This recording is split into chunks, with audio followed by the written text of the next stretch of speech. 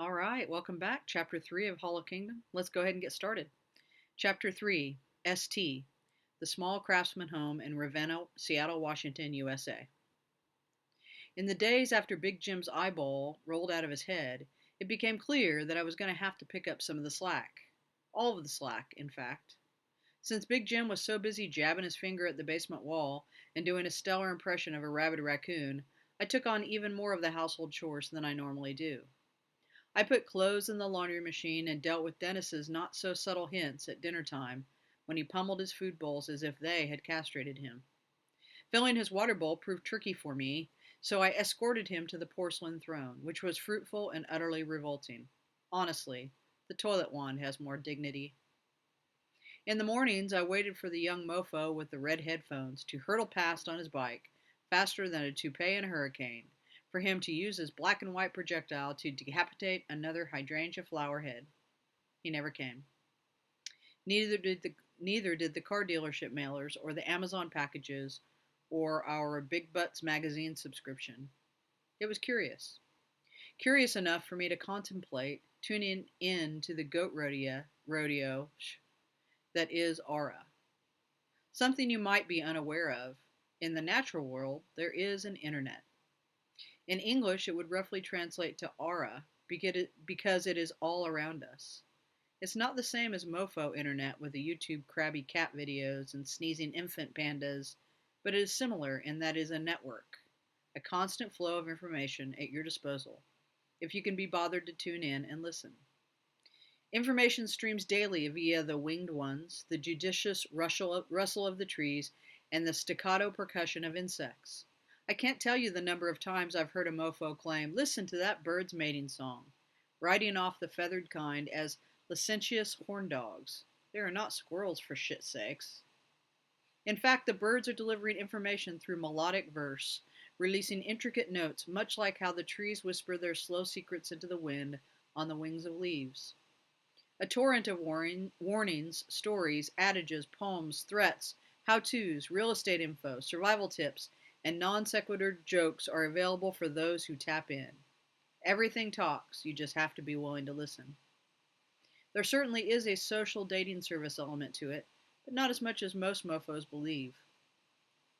Of course, there are those who refuse to tap in, like yours truly, who had access to the real internet and didn't feel that there was anything to be gained from all the Twitter.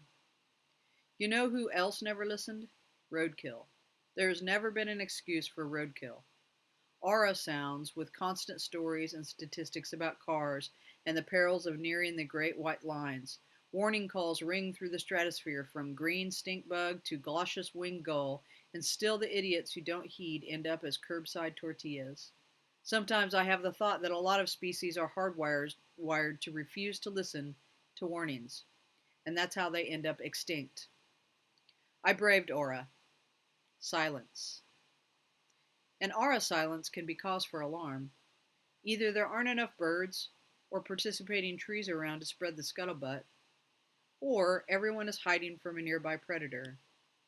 A flight around the neighborhood confirmed that the roads around our house were eerily still.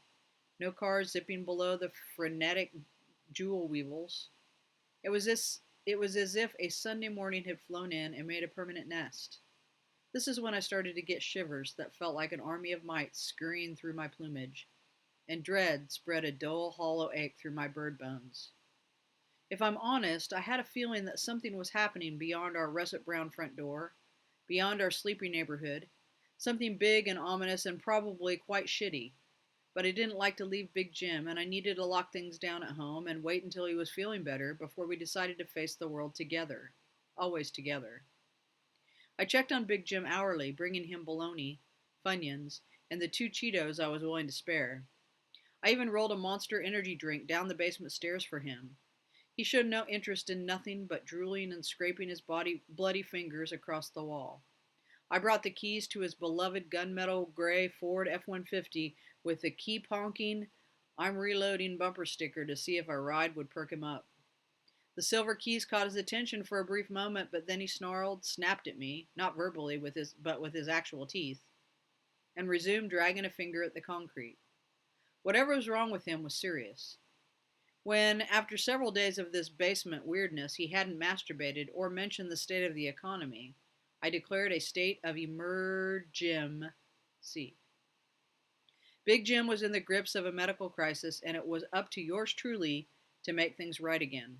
I felt confident that I knew what to do, an innate natural instinct thrumming inside me. First, I had to make sure that Dennis was preoccupied. After watching him shit into the sound hole of Big Jim's guitar and then run full steam into the kitchen door, I felt reassured. Exacting his revenge on the doorknob for the attack was taking precedence over anything else. It seemed unlikely that Dennis would venture down to the basement for a while given his level of focus and typical chokehold on a grudge. Besides, ever since Big Jim's eyeball fell out, Dennis had steered clear of him. Man's best friend indeed.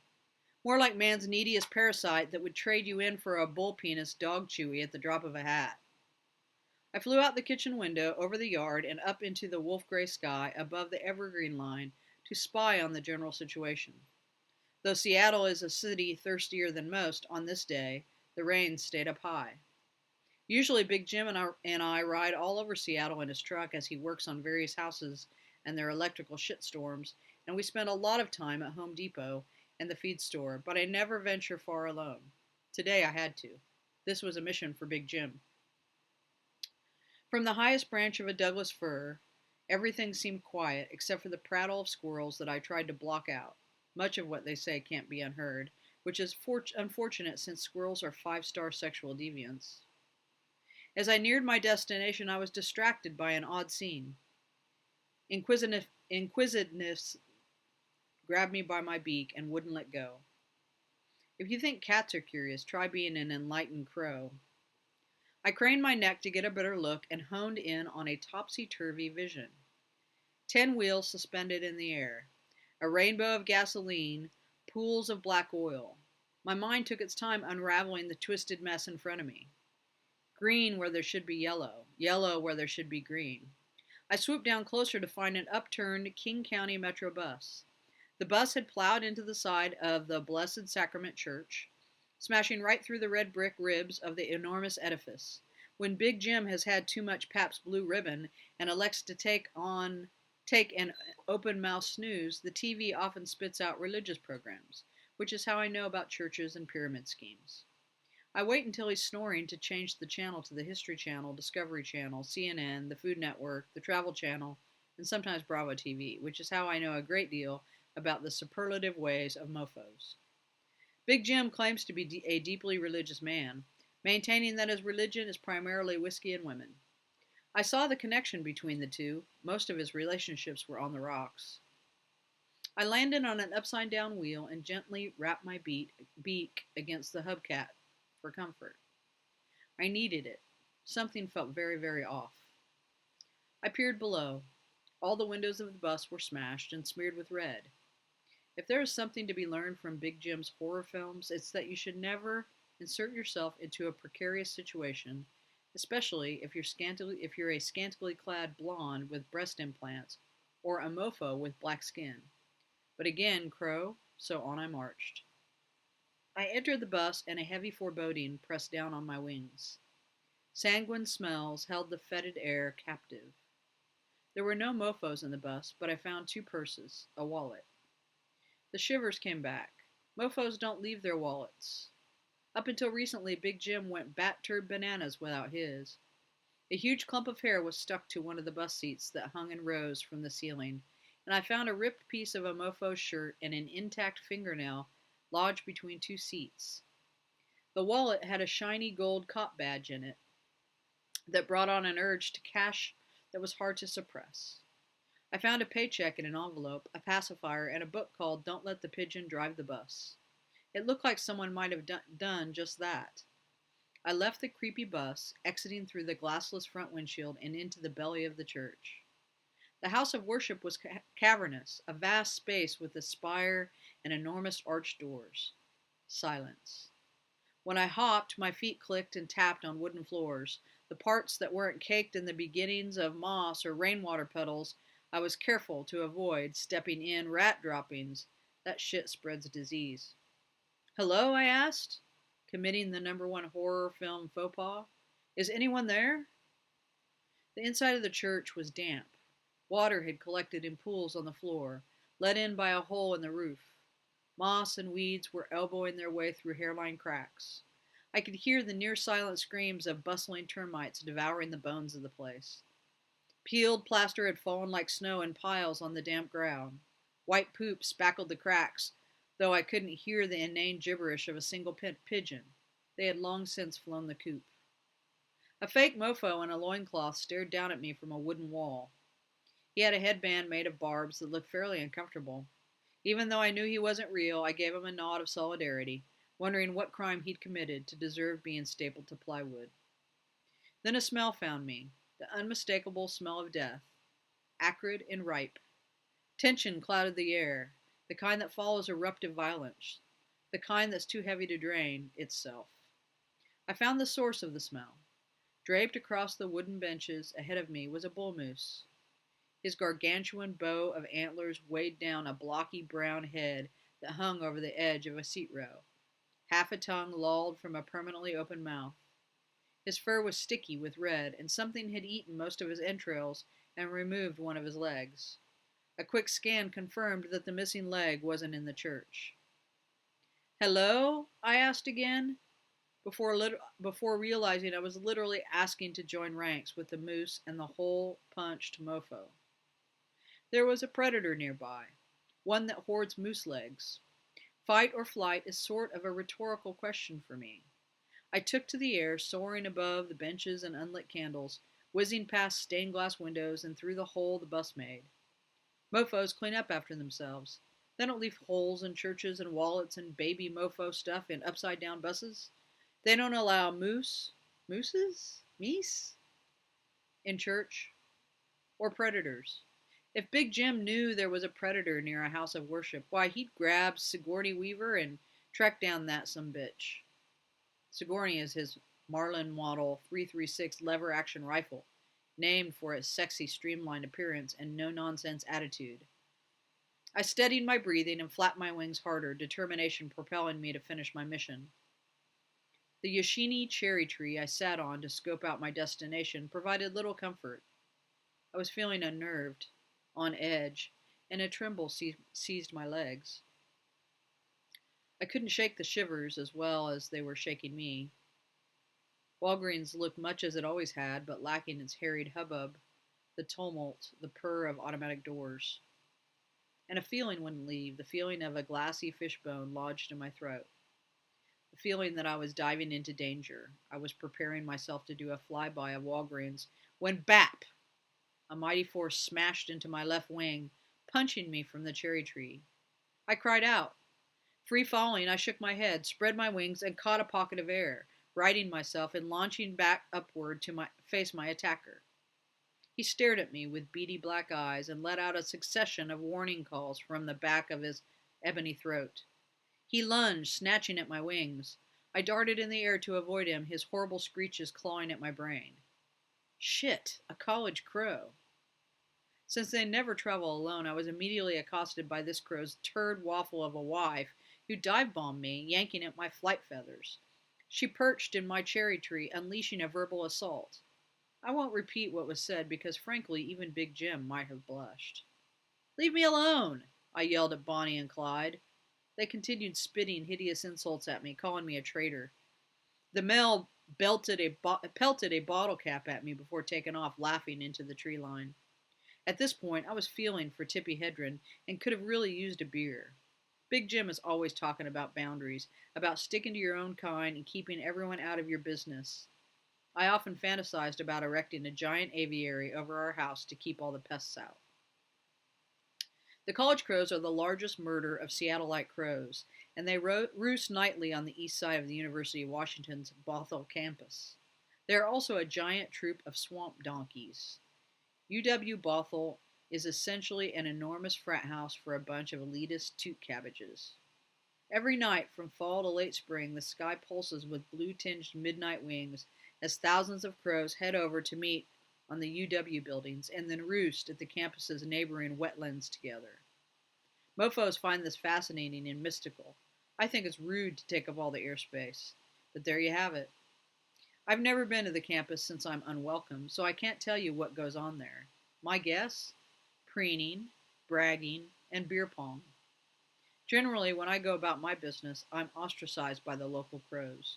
The real crows, and called an asshole for my close affiliation with a mofo. Name calling happens through aura. Sticks and stones are thrown at me, and my mother is described in colorful ways. Mostly, I let it slide off my feathers, but when I'm physically attacked for just being who I am, sometimes that really bothers me. No one seems to understand that your species is an accident of birth. No one understands that I should have been born a mofo. With my tormentors out of sight, I focus on plucking up the courage for my mission. I inhaled a deep breath and took wing, levitating over the empty parking lot before lowering down to the automatic doors of the Walgreens. They whirred open. Fluorescent glare illuminated the aisles. I perched on top of a Dos Equis man cardboard cutout to survey the scene. As in the church, everything was far too quiet, too still. A low growl rumbled, reverberating through my feet. I hopped nervously on one foot, craning to find the source of the growl, thinking of the moose's missing leg. Another low growl sounded out, startling me.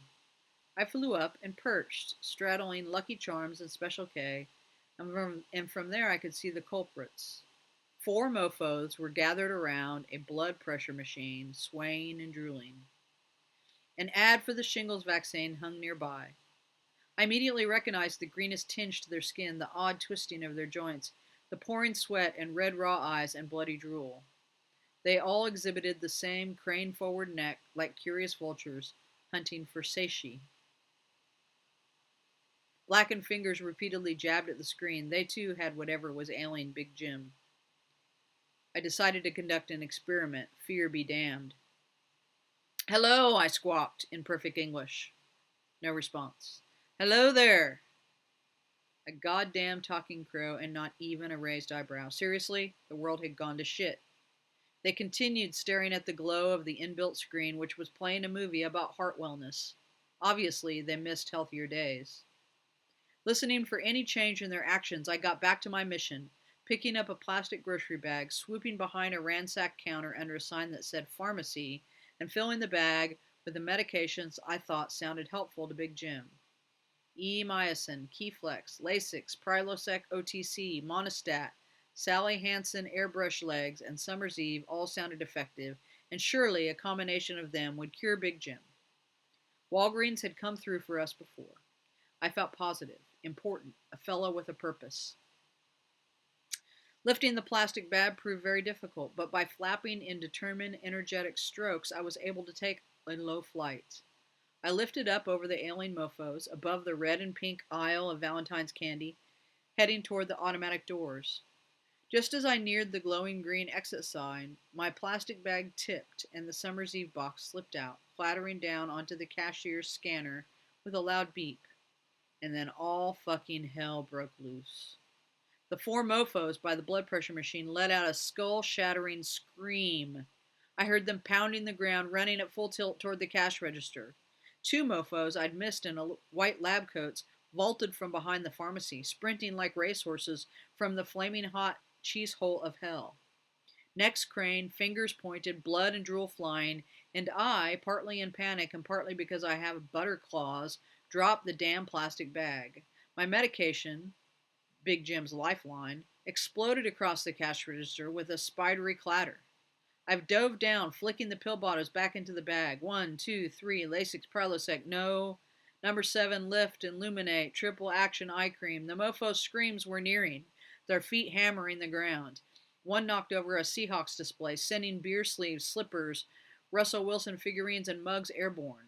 Porcelain flew, scattering against the rows of wine bottles, which burst and bled across white tile. The doors whirred. 2 more mofos wearing green Taco Time aprons stood in the pharmacy doorway, raising craned necks to the ceiling. They emitted a brain-bursting primal screech, their hands twisted like the branches of winter trees. Keflex, Paxil, Monostat. The 2 new mofos started to run. The 4 blood pressure mofos rounded the end aisle seconds away, eyes like a forest on fire. Gas-X, Dulcolax, Stretch Mark Serum, Summer's Eve. That's it. I hoisted the plastic bag into the air, narrowly missing the swipes from the Taco Time mofos, who lunged, their mouths freeing strings of blood that whiskered the register in sticky crimson threads. I huffed it higher into the air above the commotion, as below 8 unhealthy mofos clamored and writhed over the top of the cashier scanner, jabbing at it with their fingers and saucer eyes.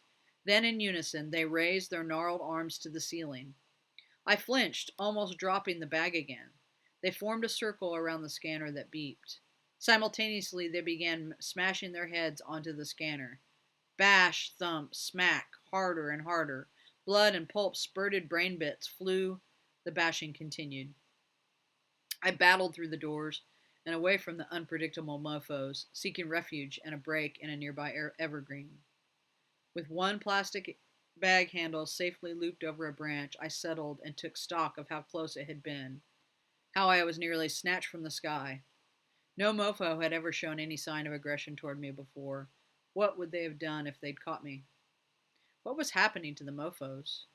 Hopefully, the answer was in my bag of goodies, and I'd start with Big Jim, nursing him back to health with all my Cheetos if necessary. And then we'd jump in his Ford F-150 with the Glock and the weed in the glove compartment, and we'd set to fixing the other mofos in the neighborhood who weren't feeling well. We'd fix it all right, because what would a world without mofos be?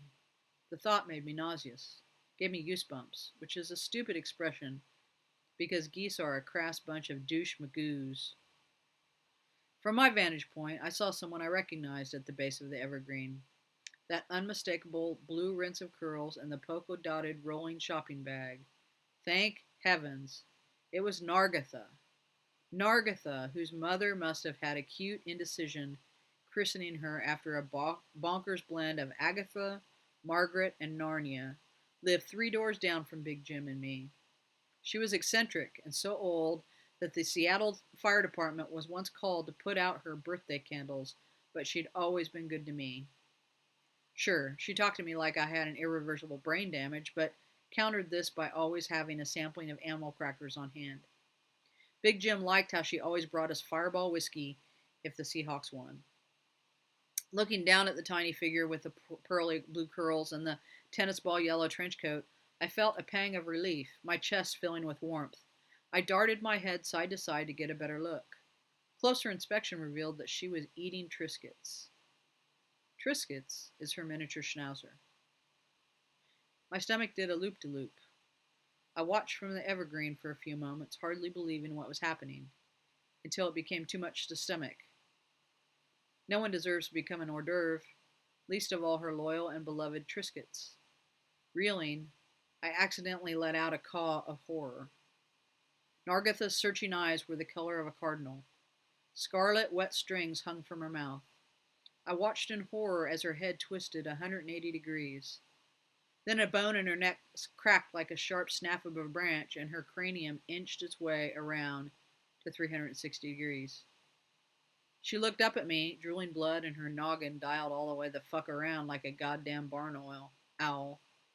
Nargatha screeched like a desperate raptor, causing 3 squirrels to silently scatter to safety. Panic squeezed my trilling heart. Squirrels are never silent. Those smutty nut goblins. They are only quiet when their lives depend on it. Triscuits. Nargatha was eating Triscuits. The next thought I had made me regurgitate a Cheeto. Nargatha had what Big Jim had. Nargatha was eating Triscuits. Dennis. I snatched up the plastic bag, pointed homeward bound, and flapped like hell. That's chapter 3. I hope you enjoyed it. Join me next time, chapter 4. See you then.